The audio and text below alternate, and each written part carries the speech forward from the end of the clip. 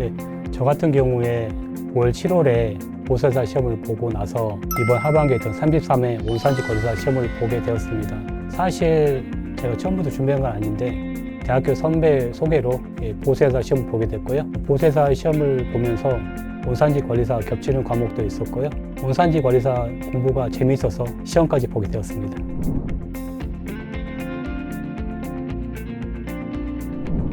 이번에 33회 온산지 관리사 시험을 준비하면서 사실 준비 기간이 충분하지 않았거든요. 그래서 시험 3개월 정도 앞두고 시험 준비하게 됐는데 혼자 준비하는 거 너무 힘들다고 생각했고요. 그러면서 이제 인터넷 강의, 유료 강의를 여기저기 비교하면서 어떤 걸 할까 찾다 보니까 EBS 코리아 온산지 관리사 동영상 강의가 가장 짜임새 있고 저한테 맞는 것 같아가지고 선택하게 되었습니다.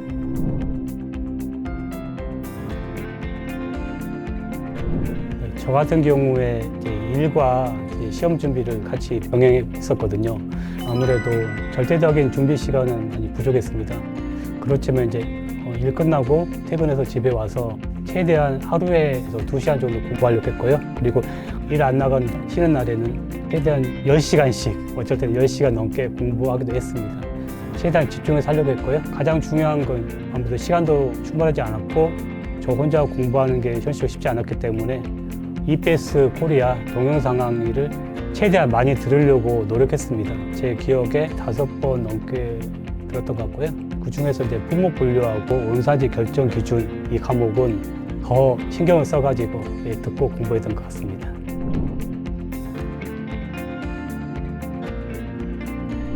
보세사 시험을 먼저 보고 나서 온산지 관리사 시험을 본 케이스인데요. 제가 느끼기에 보세사는 이제 보세 업무 위주로 평가하는 시험이고요.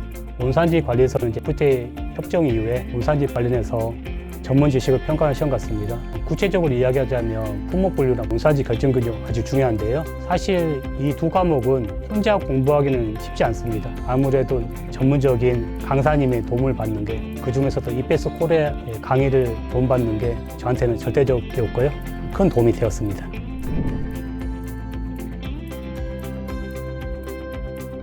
온산지 관리사 시험 같은 경우에 3, 4개월 이렇게 준비한 경우인데요. 공부할 시간이 절대적으로 부족한 상태에서 최대한 시간을 효율적으로 쓰기 위해서 동영상 강의를 이제 구매해서 듣기 시작한 거고요.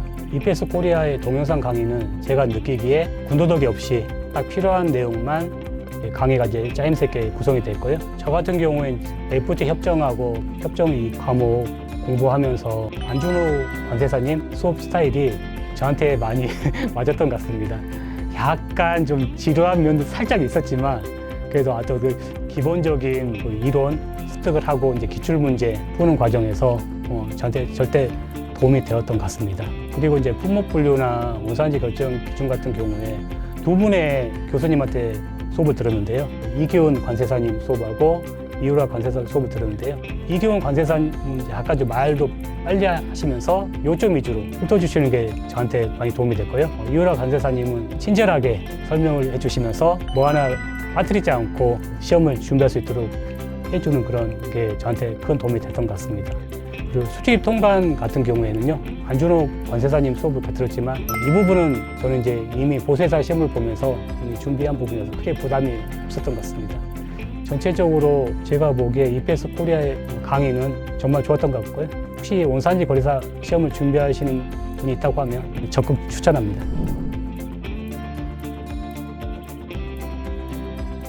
올해 봤던 이제 보세사 온산지 관리사 시험이 결코 쉽지 않았지만 합격이라는 좋은 결과가 나왔기 때문에 아무래도 더 자신감도 생겼고요. 내년에는 이제 이어서 국제무역사나 무역영어 그리고 제가 생각하는 최종 목표인데요. 관세사 시험을 한번 도전해보고 싶습니다. 사실 제 나이가 절대 적은 나이가 아니거든요. 초등학교 아이 2명을 둔 학부형인데요.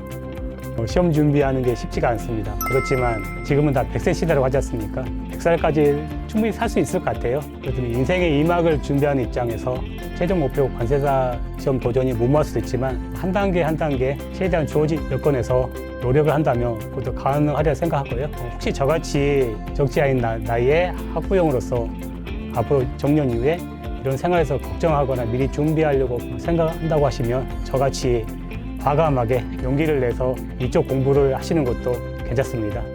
저도 공부하면서 너무 힘들다 생각하고 포기할까 생각도 했지만 지금 와서 생각해 보니까 포기하지 않은 게 정말 다행이다. 그리고 한창 커가는 애들한테도 아빠로서 참 자랑스러운 모습을 보여줄 수 있겠다 하니까요. 비록 쉽지 않은 공부지만 계속 포기하지 않고 해보고 싶습니다. 온산지 관리사나 보세사 시험 다 무역 관련 자격증 시험인데요. 사실 저 같은 경우 대학교 전공도 아니었고요. 어떤 관련 직종에 종사해서 일해본 것도 아닙니다. 전혀 기초가 없는 상태에서 두 시험을 준비하게 됐는데요. 제가 생각하기에 제가 적지 않은 나이에 이 시험을 준비하기로 마음먹었던 이유는요. 무역이라는 게요. 저는 두 나라 이상의 어떤 교류가 아니겠습니까? 지구가 하나로 통일되기 전까지는 두 나라 이상의 무역이 발생하는 거고요. 그렇기 때문에 전문 지식을 갖춘 전문가가 필요하고요. 그 시험 중에 온산지 관리사가 있고요. 또 이제 보세사가 있고, 그리고 넓게 보자면 물류관리사, 그리고 가장 어렵다는 이제 관세사 시험이 있는 것 같습니다. 비록 뭐 쉬운 시험은 아니지만요. 노력한 만큼 좋은 결과가 나온다고 하면 실무 자격증이기 때문에요. 충분히 이직을 하거나 아니면 관세사 시험 같은 경우에 이제 개업해가지고 정년 이후도 죽기 전까지 충분히 활용할 수 있는 좋은 자격증이라고 생각됩니다. 저처럼 인생의 2막을 준비하시는 분도 많으실 건데요. 여러 가지 방법이 있을 겁니다. 그렇지만 저같이 무역 관련 자격증을 취득해가지고 포기하지 않고 끝까지 공부해서 좋은 결과가 나오고요. 그걸 활용해서 인생 2막을 사시면서 좋은 결과로 활용할 수 있었으면 정말 좋을 것 같습니다.